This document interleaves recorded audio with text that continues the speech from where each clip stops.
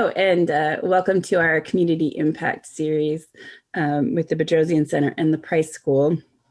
Today we're going to be talking about Fair Chance project that Social Innovation is doing with LeadersUp. They're releasing a report and a framework for employers, and so we want to tell you about it. So I'm going to introduce everybody, and then we'll go ahead and get started on our conversation. Can I start with Gary? Gary, can you tell us who you are? Absolutely. My name is Gary Painter, and I'm a professor in the Price School of Public Policy, and I direct the Price Center for Social Innovation. Thank you for joining us. Be here. Jeffrey, can you tell our listeners who you are? Hi, I'm Jeffery Wallace. I'm the president and CEO of LeadersUp, a national talent development accelerator. Thank you again for joining us. And Victoria? Hi, I'm Victoria Ciudad-Real. I'm a project specialist at the Price Center, and I helped manage our Fair Chance project. Excellent. And last but definitely not least, John, can you tell us who you are? Hey, Aubrey, thanks for having us today. John Roberson, Chief of Staff at LeadersUp. Excellent. So I've already been throwing this word around, fair chance. Can you tell us what, and this is an open question. I think all my questions will be open, so whoever wants to answer, please do. What is fair chance hiring? Yeah, maybe I'll take that one to kick us off. Thanks for the question. And simply put, when we talk about fair chance hiring and ban the bots, we're referring to policies that prevent employers from asking about an applicant's criminal history and delays when the employers can run a background check for job applicants. And when I think about, well, I'm reminded actually of the words of Dr. King when I think about why fair chance now, really. When he said, now our struggle is for genuine equality, which means economic equality. And our economy now is positioned to gain nearly 2.4 trillion in annual GDP by reimagining a profitable economy, one that creates a diverse and inclusive workplace at every level, but especially those critical entry-level positions that oftentimes employers or companies are recruiting for. Yeah. Just some added bonuses here. When we think about some of the benefits, evidence suggests that, fair chance hiring laws have been successful in increasing the number of justice involved new hires by reducing the criminal stigmatization, the initial recruiting process, which means that these talent pools add value to a company's bottom line. This also impacts the company's, spending on training, onboarding, and overall retention. And, lastly, research has shown that an increase in hiring and retention for this talent pool generates impressions, whether we're looking at social or we look at, that specific household unit for that company. Right. One of the things I think about now is, particularly after this summer, I think more and more people are realizing that the criminal justice system is, not just. And so one of the things that this really helps with is banning getting rid of that stigma so that we can have a more equitable society. Gary, did you want to add anything? No, I think John gave us a great definition of what it's all about. And I just think it's important to note that it's not just about a specific policy like ban the box, but it really is about really understanding what is the policy ecosystem that complements the practices that employers can engage in to make sure that people have access, to a job or interviewed without any kind of discrimination or prejudice, and then onboarded appropriately within those contexts. And so I think it's really trying to understand, first of all, why has that ecosystem been broken? And I think the research suggests, and certainly the work of this project suggests it is broken, and it's broken in many, many pieces along that path that I just described. And so, what this work is about really creating a different ecosystem and really helping to identify what practices employers can change and what policies can complement that work to achieve a just labor market as John described. Excellent. So let's step back a little bit. So we've talked about Fair Chance, but let's talk about how this partnership came to be. Jeffrey or Gary, do you want to talk about how you teamed up? So a number of different ways that LeadersUp has been operationalizing a cross-sector and co-design partnership with USC Price Center for Social Innovation.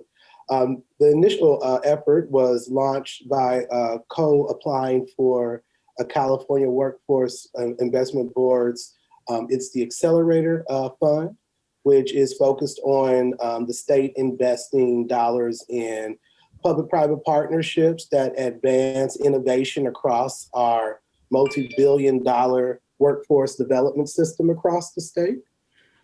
This partnership and that project in particular was focused on how do we innovate fair chance hiring practices amongst the employer sector, and do that by leveraging the Price Center's approach to social innovation that is anchored on co-design across sectors to ensure that, one, these fair chance policies were designed by employers so that it can impact, their policies, their procedures, their people management strategies as it relates to inclusive recruitment.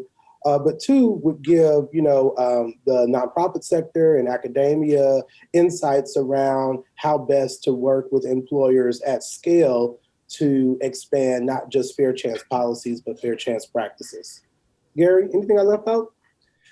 Yeah, the only other thing I'd like to highlight is, that the Center for Social Innovation really is trying to take on, what have become, some people call them grand challenges, intractable problems, issues where we really feel that there needs to be a different approach to the problem. And that's, in this context, right, the over-incarceration and disproportionate arrest rates of Black people in particular has led to these systematic barriers that need to be taken down. And you could just say, oh, well, why don't we just take them down?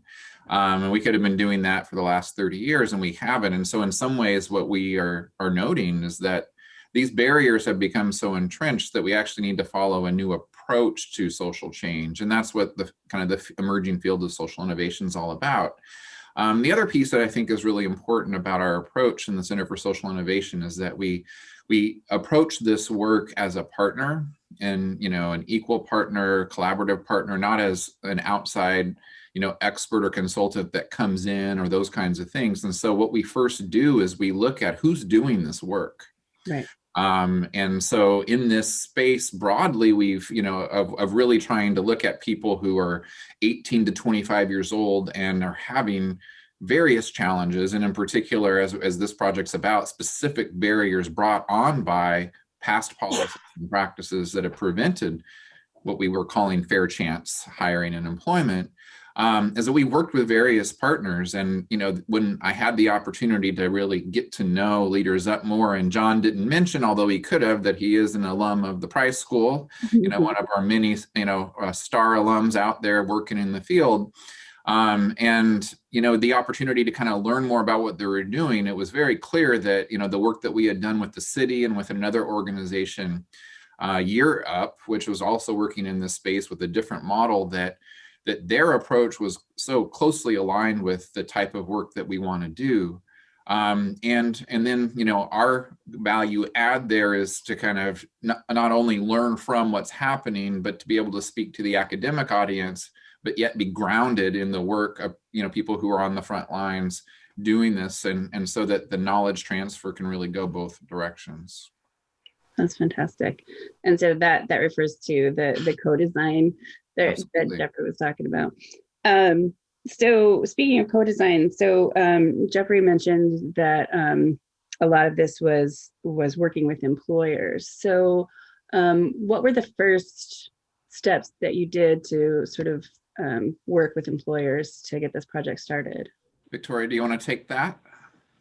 Yeah, I can jump in. So we first started with just an employer survey to try to get the lay of the land. So I think as Gary and others have highlighted, our project was unique in the sense that it was very centered around employers and identifying employer-led solutions and bringing them in as key stakeholders.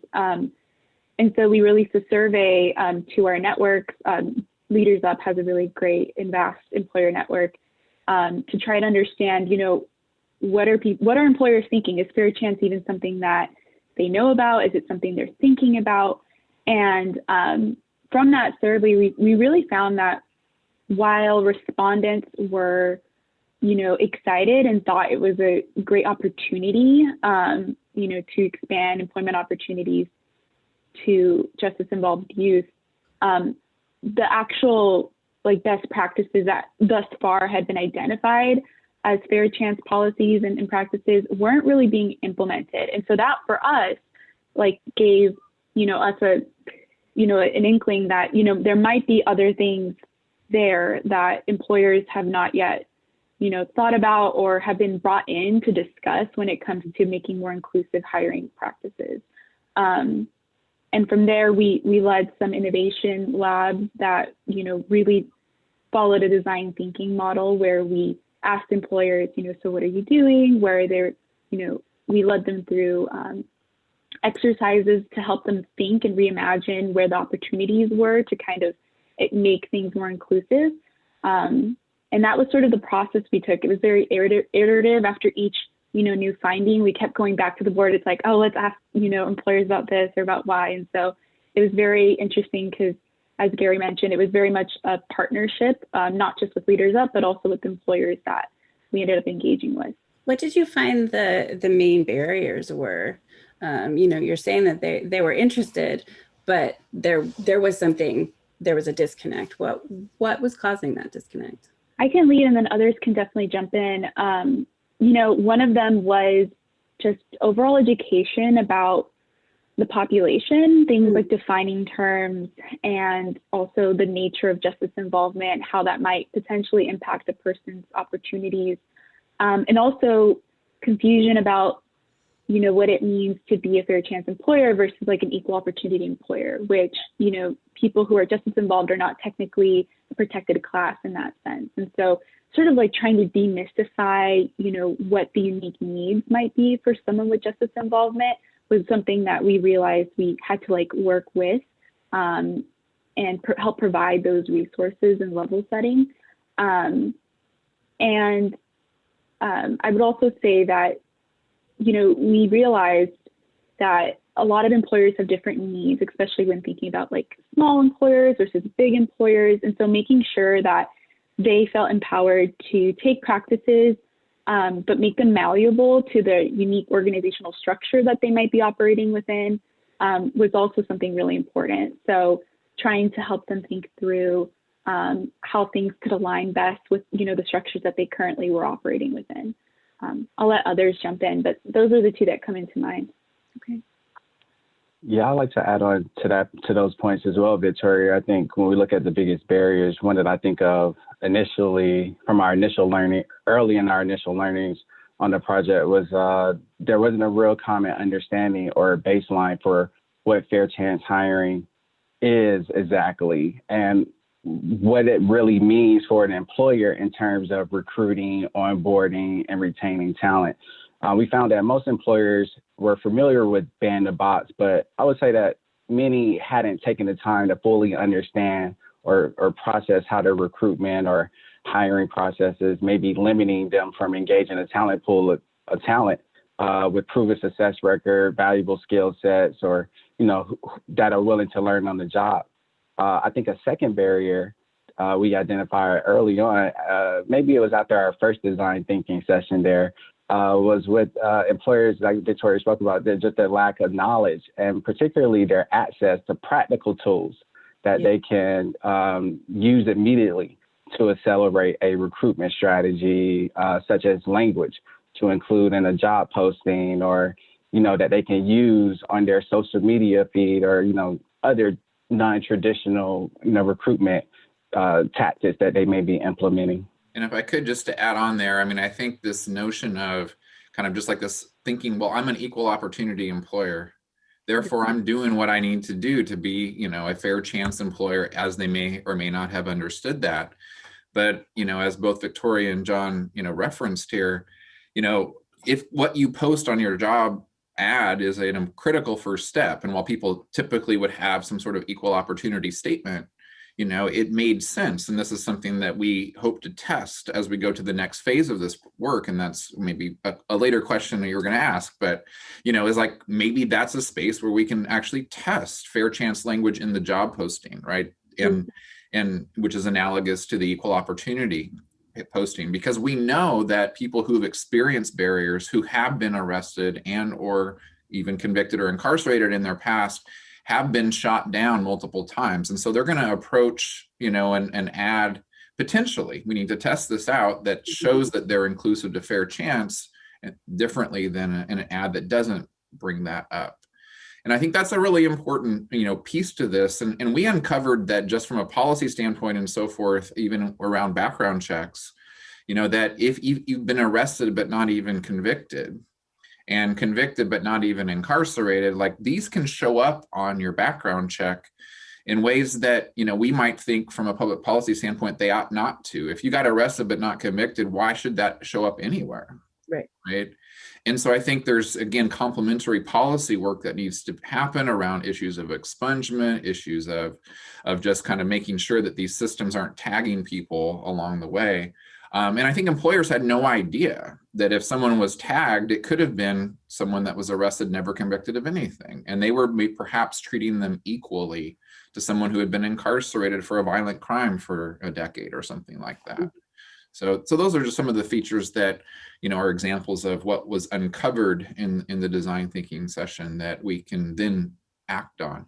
I was thinking, I know you really focused on employers, but LeadersUp have been working with justice-involved individuals. What are the barriers that justice-involved individuals have as well? So part of it is, the job posting, but I also wonder about other hiring practices that might be barriers to individuals. LeadersUp in large focuses on young people between 18 and 29 that are disconnected from employment and education, but a big portion of that, 1/3 of that population, are young people that have had some justice exposure. Right. And we have to understand, when we say justice exposure or system exposure, we're talking to arrests as well as folks that have been convicted, young people that have been convicted of crimes. Interestingly enough, though, we know that Black young adults in particular, they make up 35% of the arrests in LA County, but 15% of the youth population in juvenile probation. Mm-hmm. So we want to ensure that, one, that from a barrier perspective, we're dealing with the initial traumas that young people of color that live in communities that are over-policed have experienced, and that has to impact their mental health. That mental health also conditioning also impacts their self-awareness, self-agency, et cetera. So from a career readiness perspective, specifically with justice-involved youth, there's a lot of unpacking of trauma, healing that needs to occur in order for an individual to have the agency to be effective on the job site. I think beyond that, it is also then curating, to Victoria and John's point, a network of employers that are fashioned to not just onboard and recruit folks that are justice involved, but also lean in to ensure that their management has the capabilities to inclusively coach and drive a high-performing team, especially for individuals from the justice system that might be triggered by things that might make the environment not as psychologically safe for them to contribute broadly. I think beyond that, having access to federal grants like the Pell Grant, et cetera, in order to fund ongoing training and development is a major barrier as well for justice-involved young adults. So across the continuum, Aubrey, there is a number of, I think, barriers that we've had to face and tackle with justice-involved youth on the preparation side, really around identity and awareness, on the connection side, ensuring that we're connecting young adults with employers that actually have the capabilities to support a young adult from the justice system to thrive. And I think beyond that, ensuring that some of the other funding for continued education and advancement so they can continue to be competitive is one of the barriers that we've acknowledged specifically for justice-involved young adults. Yeah. So I think, this goes back to what you were talking about in terms of defining terms for employers, I imagine there's also some, culture involved with employers, so that, it's not just, that knowledge isn't just in the HR department, that some of that knowledge goes to managers like Jeffrey was talking about, so that, it's not just language, so that they're not re-traumatizing people. And so a lot of that was also included in the framework that you built. So,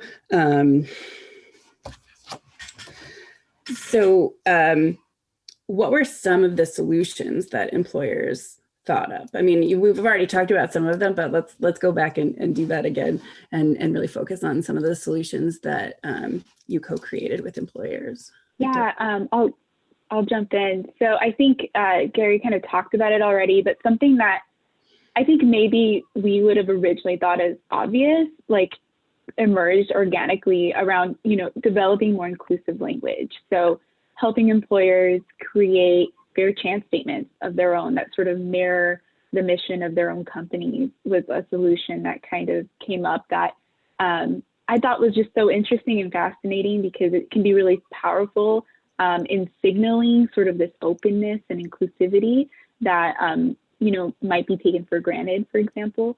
So that was one of the solutions that emerged. There was also ideas about, really tapping into existing organizations, working with these communities. So not just feeling like I, as an employer, am alone in sort of trying to provide the support network, but sort of broadening what that could mean in terms of resources and tapping into these populations for talent was another solution that emerged. And then I think it's interesting that some of the employers that were sort of part of more national corporations even talked about how, if for whatever reason a job wasn't well suited for the specific applicant with justice involvement, that, there's likely that across other branches, there would probably be a position that might be more suitable. And so having that sort of organizational and centralized hiring, just communication, even across departments, would be really important in terms of, not just shooting people down, but sort of helping connect them to other opportunities that, they could tap into. And so those are a few of them, but there were a ton of ideas that were emerging. And it was one of my favorite parts was sort of seeing people try to reimagine and, solutions and strategies. I don't know if others would like to weigh in.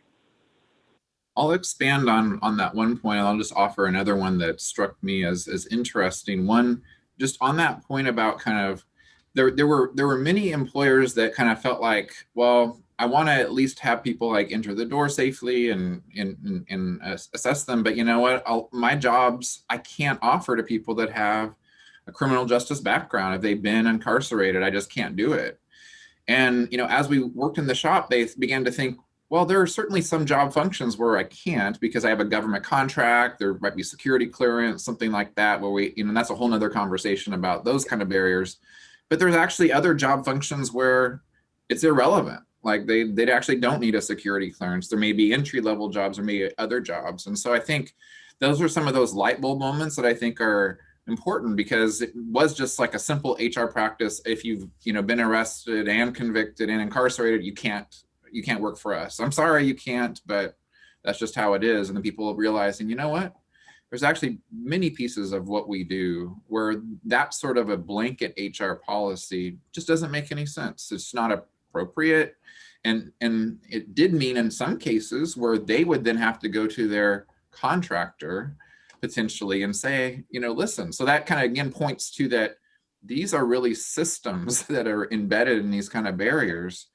And so maybe that specific employer can't break it down all by themselves, but as we raise awareness of what that could be, then actions can be taken at multiple levels for change. The other thing that I thought was quite interesting is that for some employers, it was hard for them sometimes to differentiate between challenges that job seekers who are just 18 to 25 are, have in terms of approaching jobs for the first time vis-a-vis people who are 18 to 25 and have had some sort of justice involvement, as we've described. And for them, it was kind of one of those things, well, there's already a lot of issues with 18 to 25-year-olds anyway. Right. It's hard to even take on, what about the 18 to 25-year-olds who also have this other issue?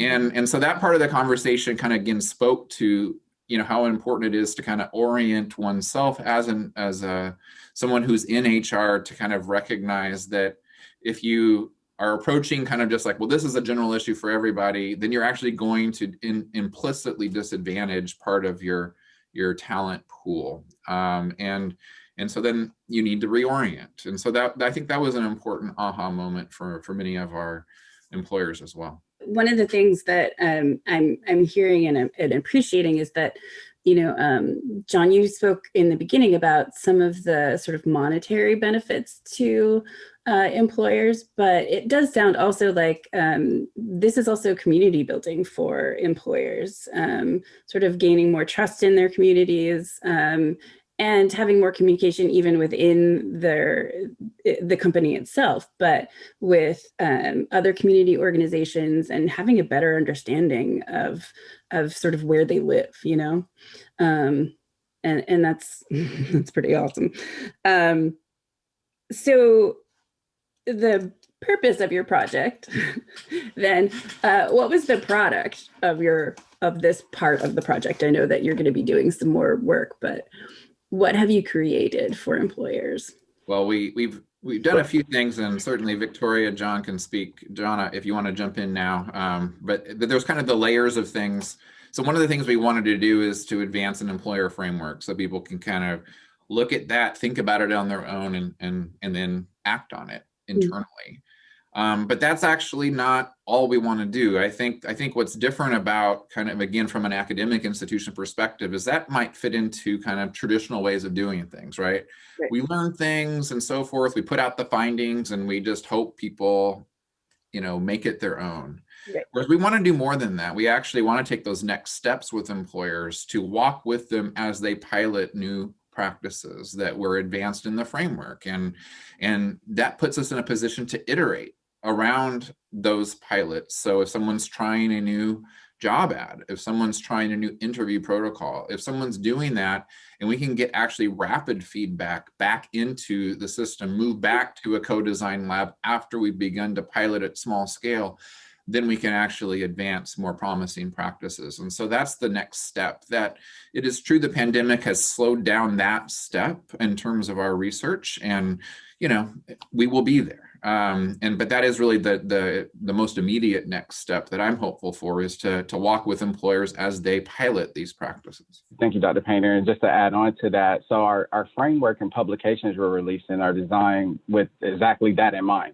If you're an HR director, or if you participated in the interview panel at your company, or if you're a member of an employer resource group who needs resources to initiate the conversation, our work from the 7.0 Accelerator is a great tool. If employers consider fair chance hiring as one way for them to achieve their diversity goals, our research has shown that those companies that are, racially diverse are 35% more likely to achieve above average financial returns, and they see 2.3 more cash flow per employee. So we together, LeadersUp and USC at the Park Center, we package project findings, which will walk you through exactly our project, what we put together, and the outcomes that we found from the project.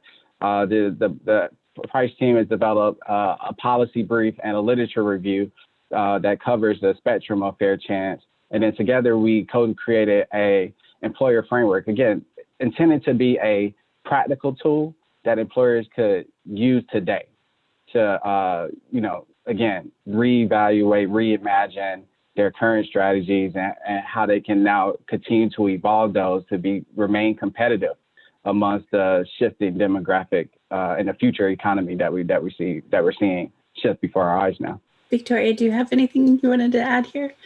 Just that I think the employer framework, to underscore what JR and Gary said, was really with the intention of helping lay out a process to achieve certain outcomes. So not just telling employers you need to do X, Y, and Z, and that's the magic equation to be a fair chance employer, but actually recognizing that there's nuances and different needs that you as an employer might have.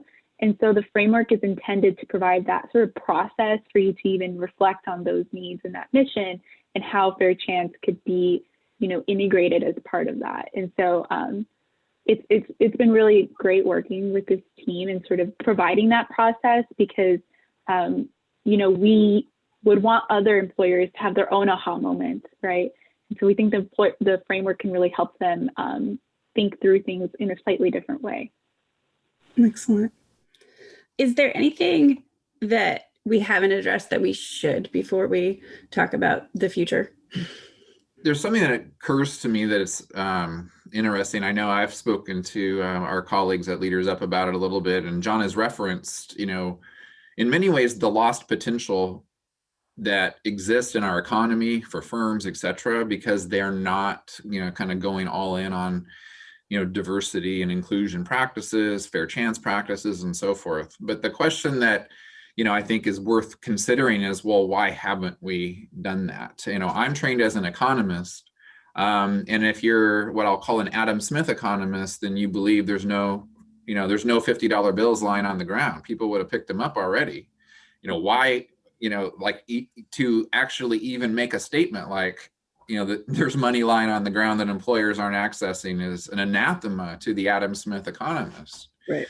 Right. And so I think what we have to recognize is that, to use if people have seen the movie Beautiful Mind, what we're talking about here is a John Nash economy sort of situation here, where we have kind of through structural barriers put ourselves in, and again, I'll use econ language, an inferior equilibrium. This is an outcome where we have these structural barriers, we have structural racism, we have built that in. And for some people in the economy, that has been profitable for them. Right.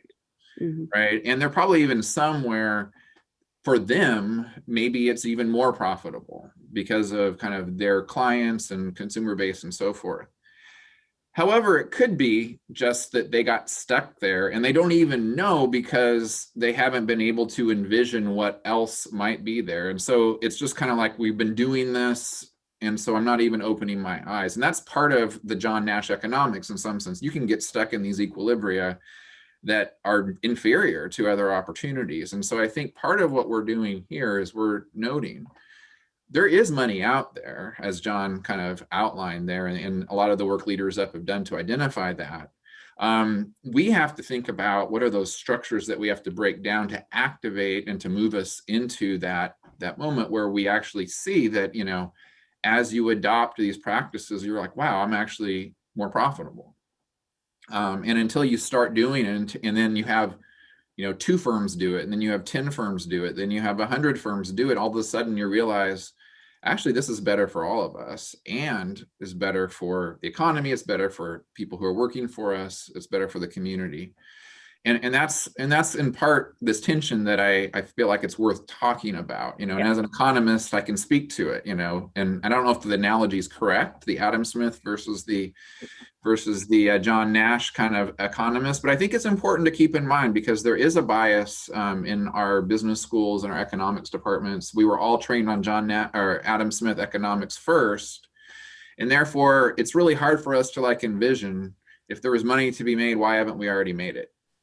Kind of thing. And so I think that's relevant here. And I know that the work LeadersUp and Jeffery leads and John, contributes to is really essential to moving us from that sort of thinking. John, did you want to add anything to that? Because no, I think Dr. Tanner covered it all there. Yeah. So with Bedrosian, we've been so this is going to sound like a sort of a crazy tangent, but promise it will come around. So for our book club this month, we read Octavia Butler's Parable of the Sower.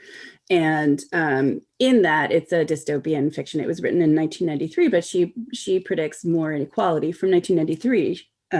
She predicts inequality is going to be really bad, corporate greed really bad, that our systemic racism is going to get worse, that climate change will get worse from the 90s, and all of those things have happened. And she starts talking about what if there is something like a pandemic that happens. When a pandemic happens, you see all of these things, the structural racism, that then it disproportionately affects people of color, Black people, and that the economic structures, the inequality will grow.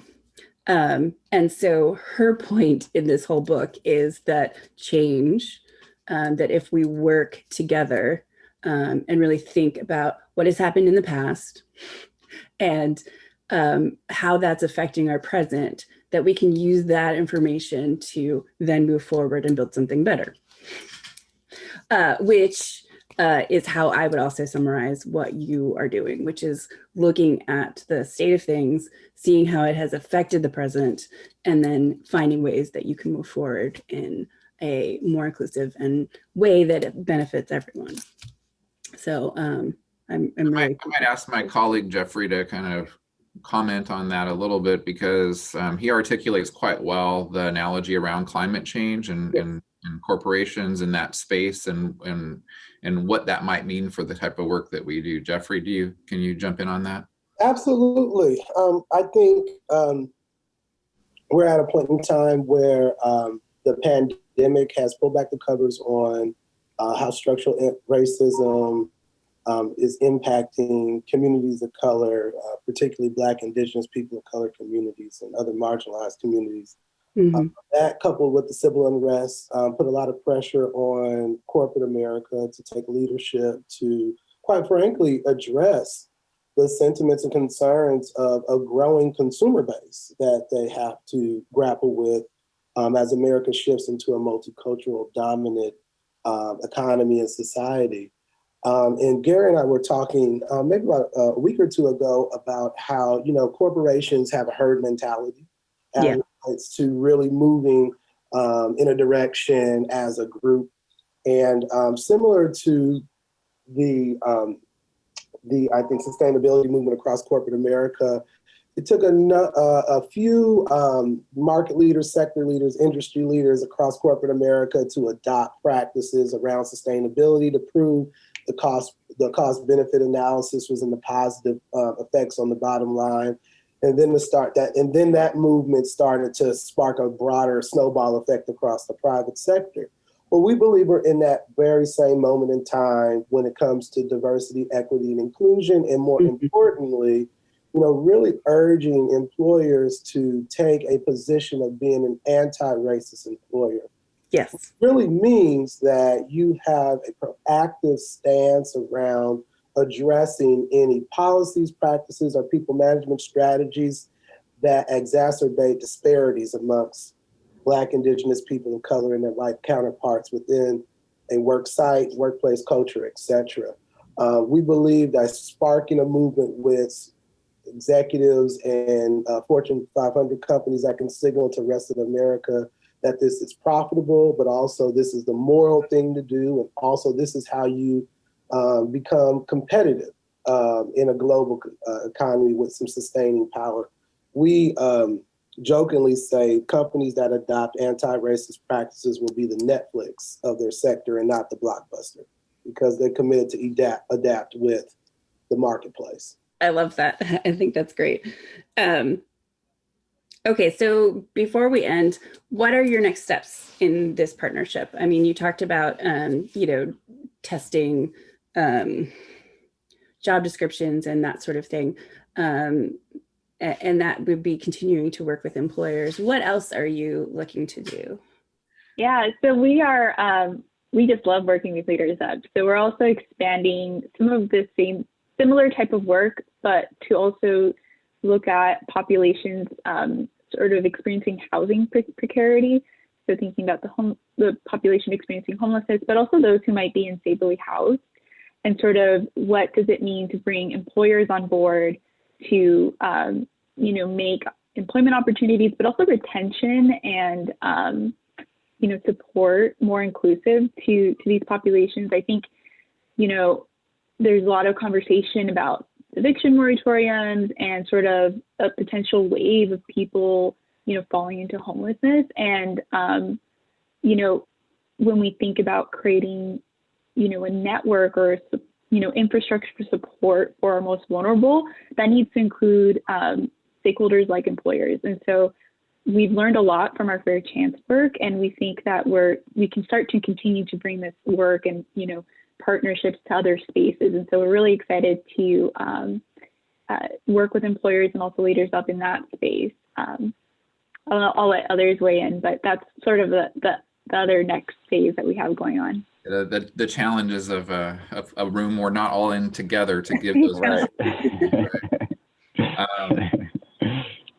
Yeah, so I think that, you know, gets back to the notion that, you know, there are a lot of people who are underemployed and maybe aren't involved in education, who are ages 18 to 29 and so forth. And while this specific project that we're talking about today notes that a lot of them have justice involvement, we need to address that issue. That's not the only barrier that people face. And so, you know, as Victoria laid out, we have a follow-up grant from the Workforce Accelerator Fund at the state of California to look at this intersection between housing precarity and insecurity and how that impacts the ability there. And another piece that is worth noting is that part of the work around justice involvement has to do with onboarding and kind of creating an ecosystem of support and so forth, and certainly issues of housing and other issues that are there are things that we continue to want to explore, because as we know, it's not just you get the right job ad, you're good to go.